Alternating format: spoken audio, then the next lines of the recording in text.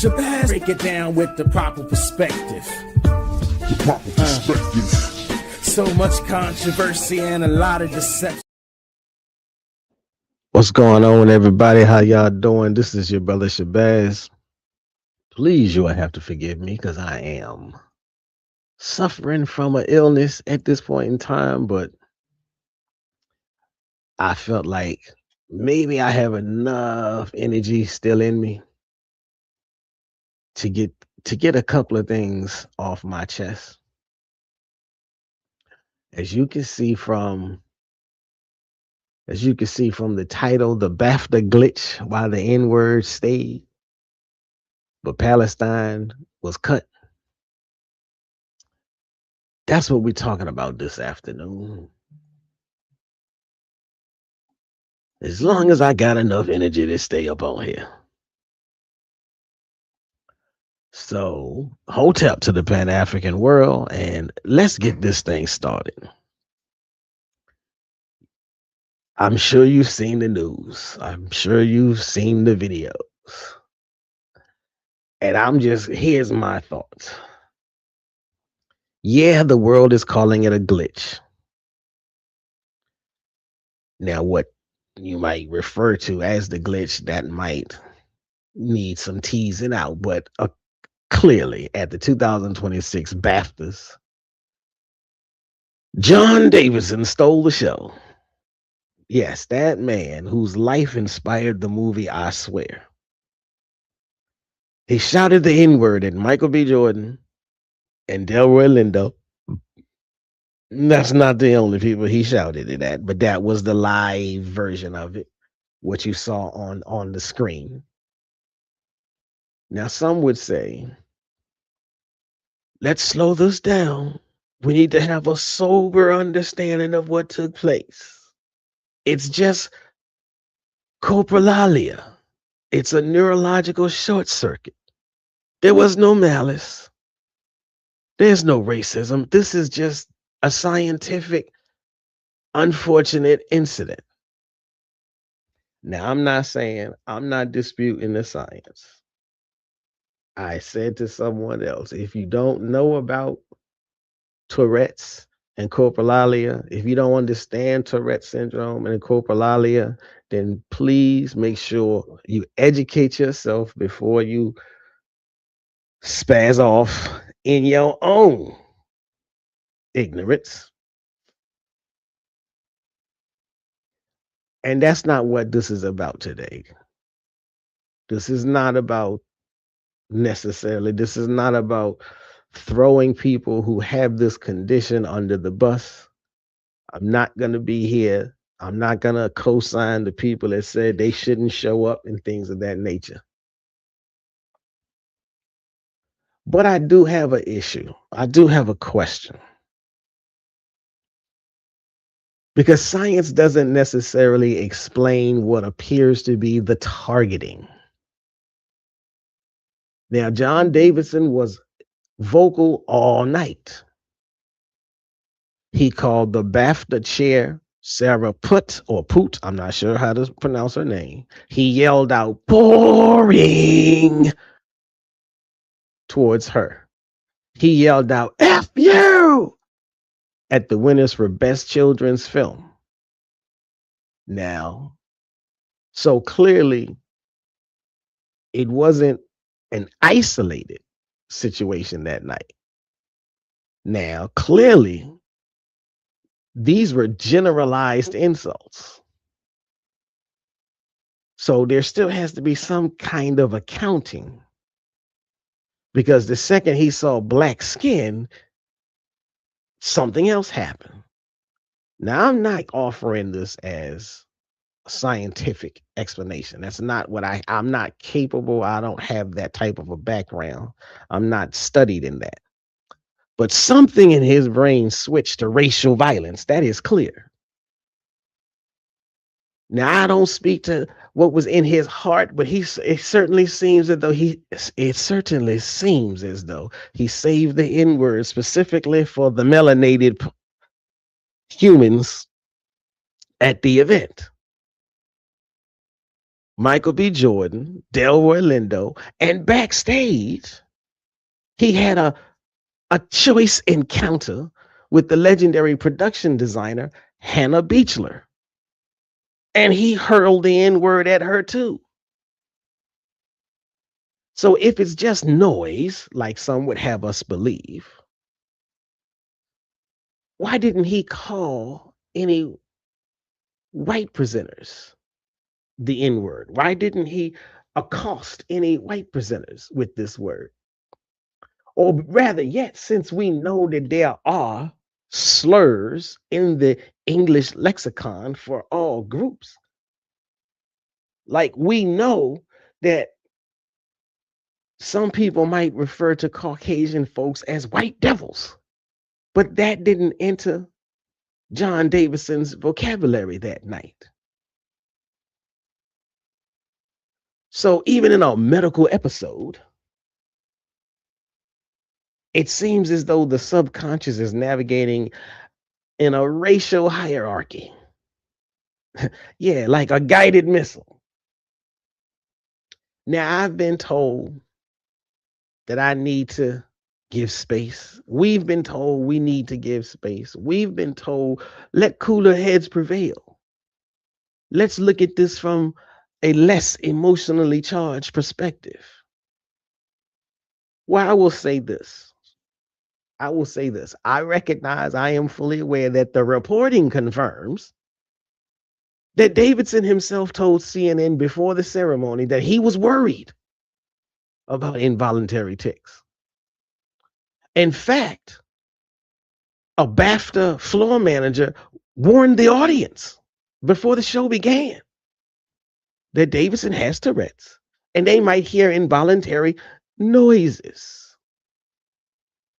I think that word noises is a bit misleading. So I don't deny the fact that apparently, or at least according to the reporting, his brain was already in a high stimulus environment before any black presenters appeared on stage. Okay, I understand that. And I give grace. I give space for that. And some might say that is a more precise version of the guided missile argument that I referenced. They'll say it's not that he targeted black skin consciously. They'll say that it's not. They'll say that it's not that he targeted black skin subconsciously. They'll say that the slur was already sitting in the cultural arsenal as the sharpest available weapon. They'll say society loaded the gun. It was his Tourette's syndrome that pulled the trigger. Now, that's not a defense of Davidson per se. That's more technically an indictment of the culture that put that word like a bullet in the chamber in the first place. So that's what they would have us end with. That's what they would have us carry the load for. But I'm going to go a little bit further. However, if you think that's where it should end, if you think that's where it should stop, let me know. Say something in the comments. Leave a comment and tell me that's all that this was. But I'm going to move a little bit further than that.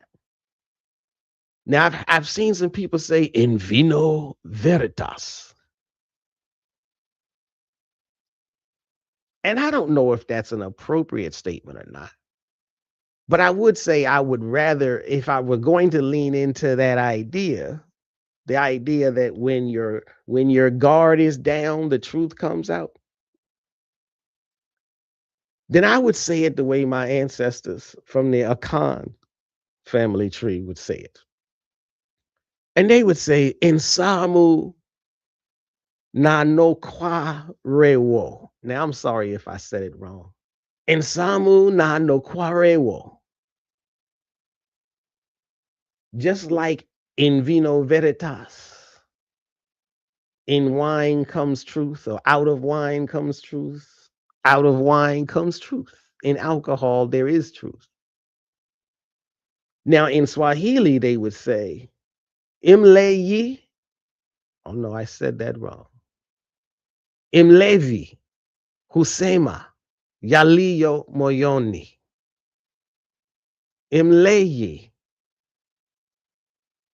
Imlevi, Husema, Yaliyo Moyoni.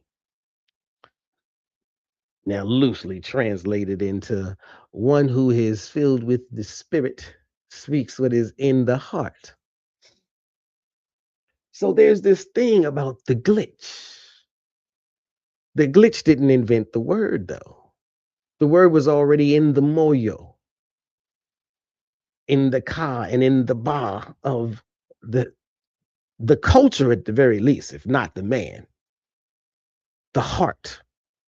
His brain latched onto it because society taught him it was the ultimate weapon.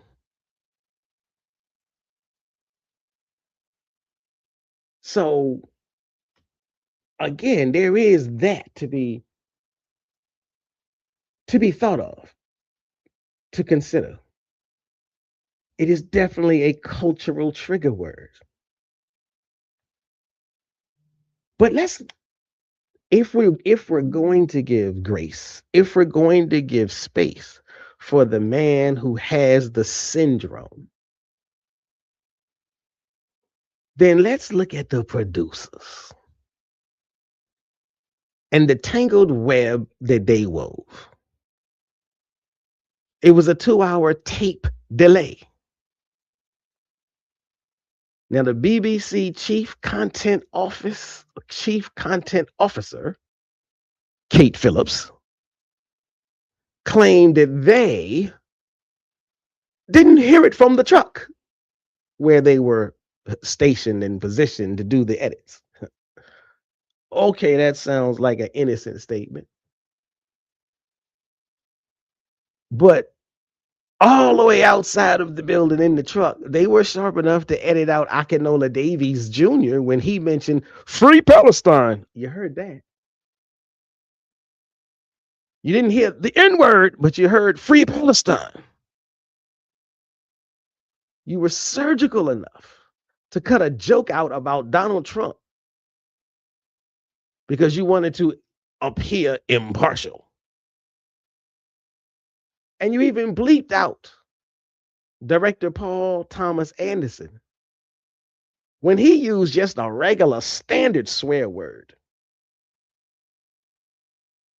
So you can hear a call for a ceasefire and delete it in seconds. But you just so happen to miss the racial slur directed at black men and a black woman. Well, directed at black men because that's the one that was heard all around the world. You edited out the politicalization. You edited out the humanity of the people who live in Gaza. But you kept the dehumanization of the black people who were on stage. And you call this entertainment? Now I know the cooler heads are whispering in my ear. They will say something like this. Now, the more precise and frankly even more damning version of this argument is that the Trump joke reference may need a closer look. What the BBC actually cut was Alan Cumming making a joke comparing Zootopia 2's plot to the current US political climate. Same principle, politically coded speech, surgically removed. That's what I would say. Now, there's something even more explosive hiding in plain sight. A BBC insider told Deadline before the ceremony that the network was on specific high alert for political speech. So what does this mean? This was a direct institutional response to, okay, earlier there was, at another event, there was someone who shouted out, "Death to the IDF." And that was a controversy at Glastonbury. So they were primed. They were charged up to hit the delete button or hit the mute button or something. They had a checklist. Free Palestine was on the list. You ain't allowed to say that. But nobody thought, let's make sure that the N word goes on the list. So it wasn't a mistake. So it wasn't a glitch. This is a documented institutional priority statement. They told you exactly who they chose to protect, who they plan to protect, and who they plan not to protect. Now let's move into the, if we get a little closer to, like, I have been trying to put, I want to put that man on the shelf and say, leave the guy with Tourette's syndrome, leave him alone. But here's the thing. He has Tourette's syndrome. And he was, the movie was, the brothers was announcing an award for his movie. Now, in his movie, I Swear, that's the name of his movie. Now, he wasn't in it. His role was played by an actor by the name of Robert Aramayo. But in the movie, they don't use the N-word. Director Kirk Jones and the producers knew that, or apparently they knew, some would argue that they knew, that if the protagonist of their 90-minute film was bopping up and down, screaming the N-word, they knew no one would buy a ticket. So perhaps they sanitized this disability to protect their profits. I don't know. Because so far the storyline seems to be that it is not necessarily a word in his normal list. Now I know. I have read up on it. I have been made aware that you can gain a new tick at the drop of a dime at any moment. So it could be that it was never in his vocabulary until that night. That still doesn't erase the impact. Now, at the end of the day, I still feel real comfortable saying the heart is that which is in the body. The heart is that which speaks. Now, really, what I'm trying to say is ab puenti im kahet. Ab puenti im kahet. That's an ancient Kemetic phrase that says, in some way, fashion, form, or another, what is truly inside you always finds a way to come out. Now, the heart of the film industry, perhaps they were cowardly. Perhaps they chose not to include those examples in the film. And perhaps they did that for safety and for profits. Perhaps they created a safe version of John Davidson for the box office. But even if that's the case, they let the raw version insult Black people on the world stage. So they're all guilty. They used our trauma as a Trojan horse to get the movie trending. Because otherwise, aside from hearing about the movie from these two Black men standing on stage, were we going to go? Did we even know about this movie?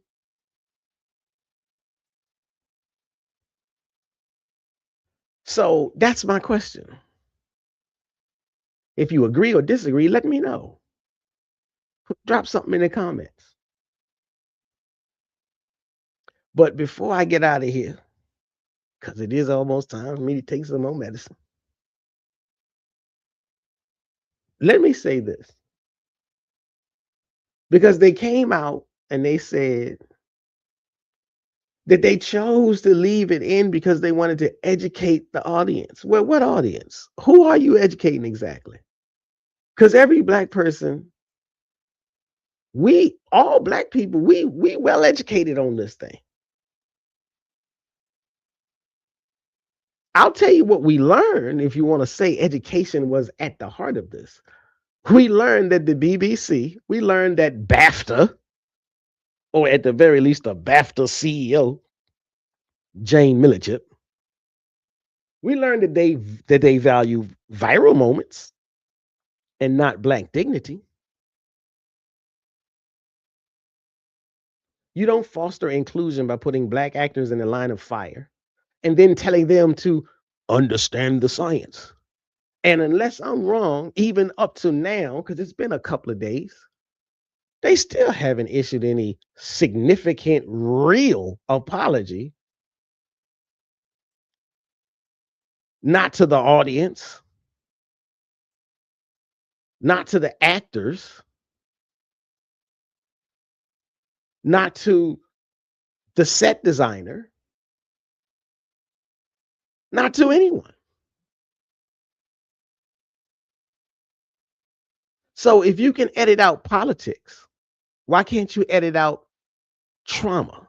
Why can't you edit out racism? Because you don't want to. So I would just say until the truck, since they wanted to put it on the personnel in the truck, well, until the truck starts hearing our pain as clearly as they can hear Free Palestine, well, maybe you don't deserve our grace.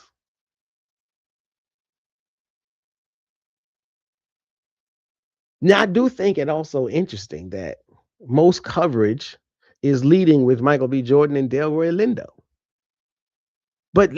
But do not be confused.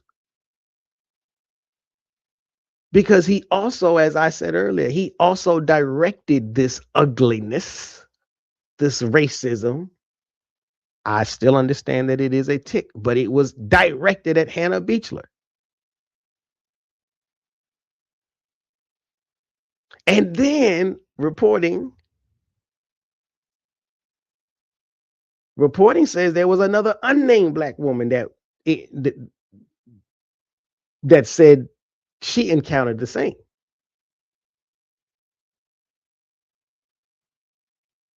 Now, Beachler herself said the apology was a throwaway. She's the Oscar-winning Black Panther production designer. So when I say legendary, I mean legendary. She is a living, breathing, walking amongst us right now legend.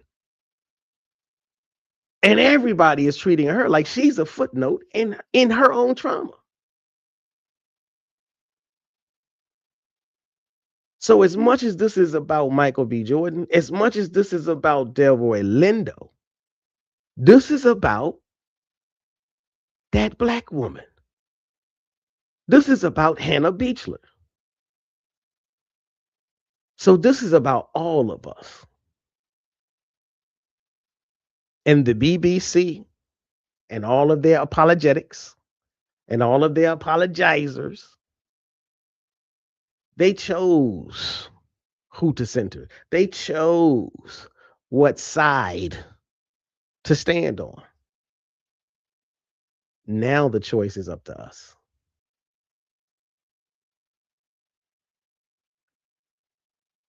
Now, before I get out of here, I am going to say a couple of things. Let me put a few choice brothers on the screen. My good friend Kevin, aka Mr. K, is here. I hope my voice don't sound too crazy because I am definitely under the weather. Greetings to the Pan-African Terminator. That's what Kevin, aka Mr. K, says. So greetings to you, peace. He says, unfortunately, the FBA are using this to instigate the diaspora wars, basically blaming Black Brits for not standing up to racism enough for those two FBA actors to be disrespected like they did. Shaking my head. Yeah, at this point in the game, we just have to be cognizant of the fact that the FBA COINTELPRO squad is going to take any and every opportunity to flex their propaganda. Cooler heads will prevail. Sober minds will prevail. They can get their shots off. But for the most part, they're shooting blanks. They may get a spike in their algorithm, but they're shooting blanks for long term. So I'm going to leave you with that. And I'm going to get ready to get out of here. I appreciate everybody for listening. I appreciate everybody for participating and joining me in this beleaguered broadcast. And please make sure that you like, share, and subscribe. Hit the notification bell. I would say I'm coming back live tonight, but I don't know, because once I take this next round of medicine, I may be over there in Snoozeville. But ladies and gentlemen, brothers and sisters, this has been your brother Shabazz. I appreciate you for listening. And like I said, if you think I have gone too far, if you think I haven't gone far enough, then let me know in the comment section. And I will see you guys on the next one. So with that, I'm going to get up out of here and say peace.